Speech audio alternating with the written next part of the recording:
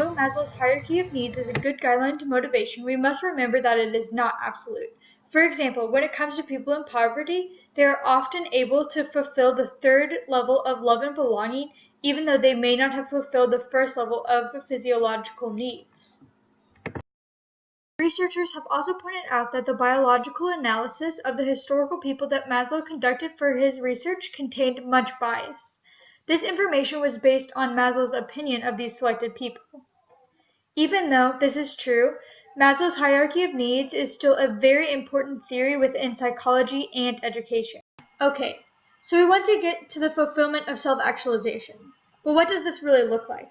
In order to reach self-actualization, there must be a personal change.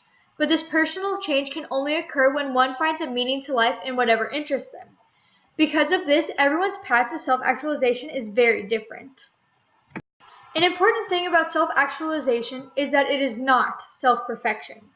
The truth about self-actualized people is that they show more wisdom in a variety of situations. What are some characteristics of a person who has reached self-actualization? A self-actualized person sees the world and its reality for what it truly is, and is accepting of themselves and of others within this world. They're spontaneous, highly creative, and often have a different and weird sense of humor.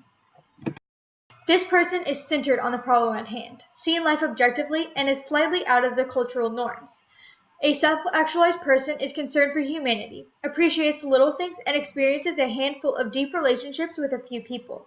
They express strong moral standards, which is seen in their democratic attitude, but their privacy is necessary. This is a lot of information. How does it apply to education and to me? Teachers want their students to become self-actualized. This will drive the student into the workplace, allowing them to discover what they want to do with their lives. Because of this, teachers need to understand Maslow's hierarchy of needs in order for them to help and encourage their students to move up in the hierarchy closer to self-actualization. One of the most effective ways is to craft a supportive environment within the classroom. A positive environment allows for strengthening of the student's self-esteem.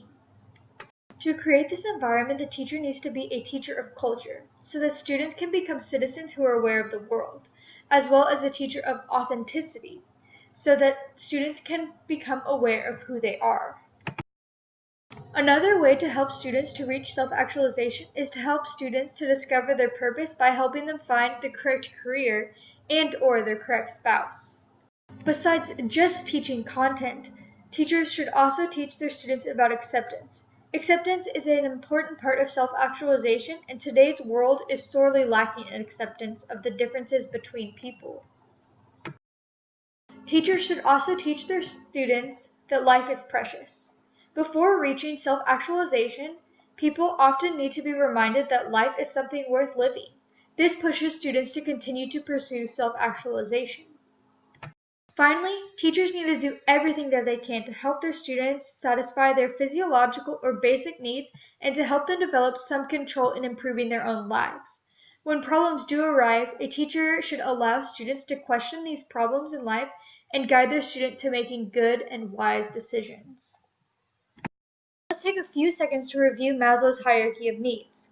This hierarchy is used to help explain what internally is motivating to people, especially students. The hierarchy going from bottom to top is physiological or basic survival needs, the need for safety and security, the need for love and belonging, the need for self-worth and self-esteem, and finally the need for self-actualization or finding the purpose to life in pursuing this goal.